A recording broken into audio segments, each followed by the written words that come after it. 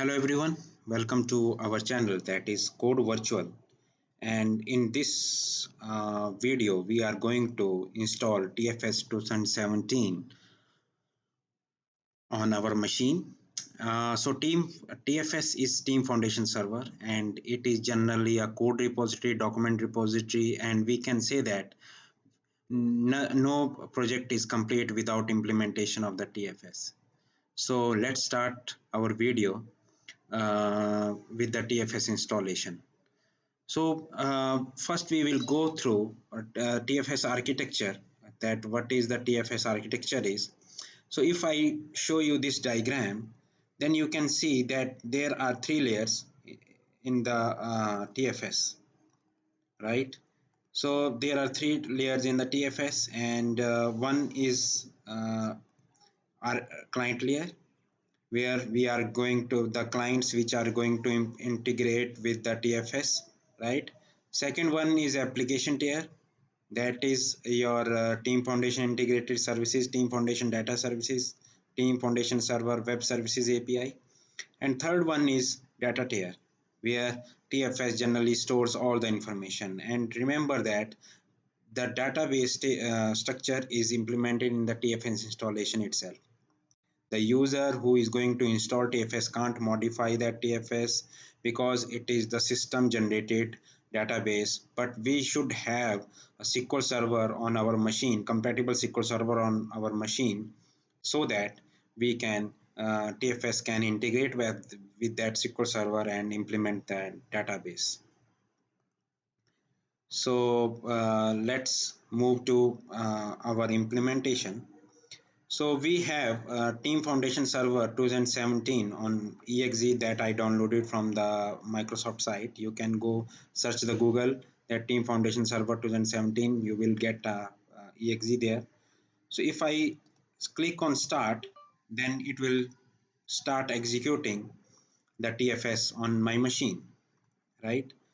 So and one thing that I just want to mention, that requests of for TFS is Visual Studio, as well as you have a SQL server on your machine. So you can see that I have SQL server on my machine, and here is SQL server on my machine, so that once TFS will install its machine or its database, then it can integrate with the SQL server and can install SQL server on TFS database on that SQL server, right? So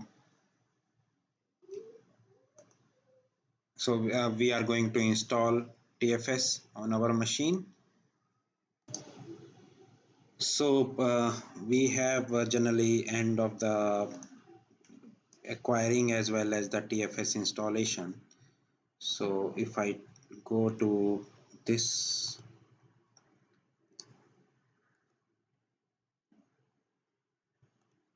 the TFS has been exe has been run on the TFS, and if I search TFS Team Foundation Server console, so after exe has been run, then it is generally this administration console generally appears. And what that console is, if I talk about this, so this is Team Foundation Server console, right?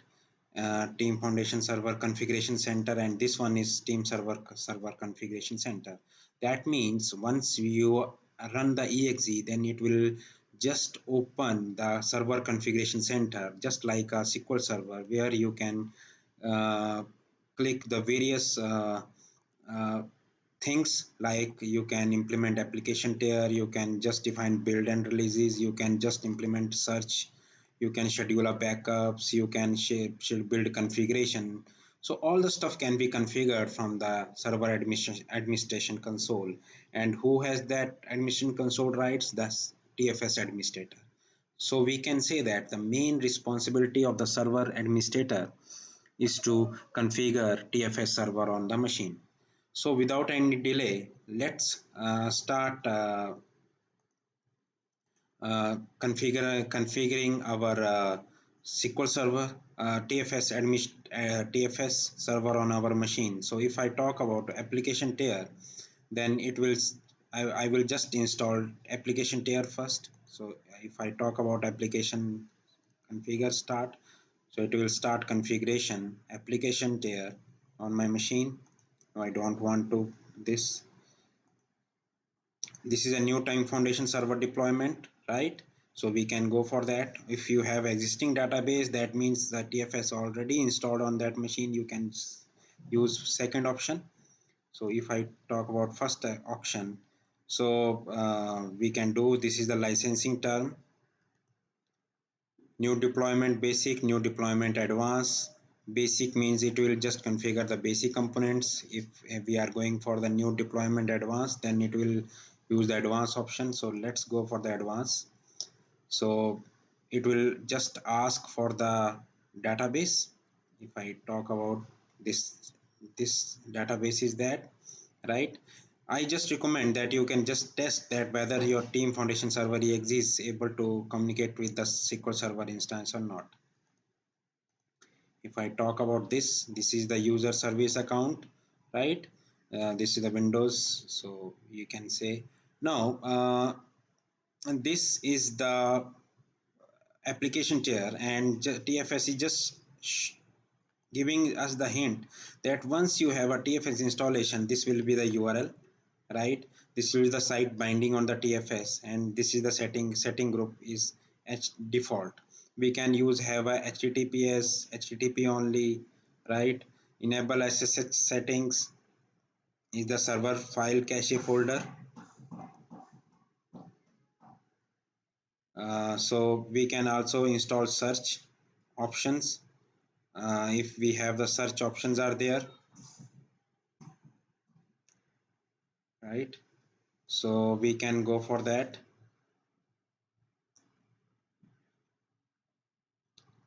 So we can next default injection next.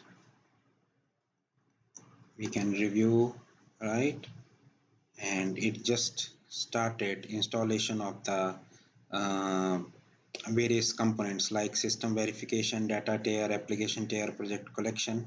So now I just want to configure. That means it will configure all the settings like configuring the database, creating the website where the uh, by hitting the URL you can check the website. You can configure the team foundation services there. It is a project collection is there. You can start the website, etc. All the features can be configured completely.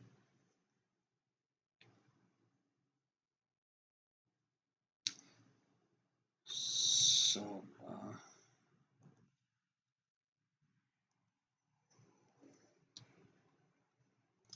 so now we have TFS installed on our machine. You can see that we have configuration setting, we have database, we have website, we have configured services, project collection, start website. Everything is configured now on our TFS. And if we click on next, then you can see that we have the web URL where the end user can access the TFS is here. And if I browse this URL on my Internet Explorer, right? So it would be like that. Just if I talk this browse this URL, it will ask for the Windows credentials. Because I am a Windows user, so it will ask for the credentials first. On the first hit, it will take time. After that, it will run smooth. So it is connecting with the TFS server installed on my machine. So if I talk about uh,